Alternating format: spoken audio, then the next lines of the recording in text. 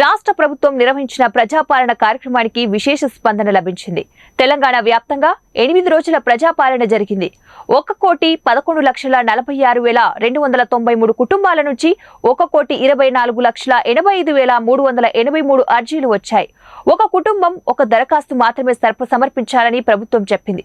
కానీ నిబంధనల్లో స్పష్టత లేక పలు కుటుంబాల నుంచి ఒకటి మించి దరఖాస్తులు వచ్చినట్లు అధికారులు తెలిపారు.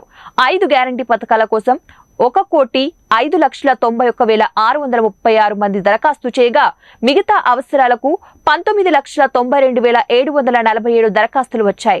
రాష్ట్ర వ్యాప్తంగా 12,769 పంచాయతీలు, 3,624 మున్సిపల్ వార్డుల్లో ప్రజాపాలన కార్యక్రమం పూర్తయింది.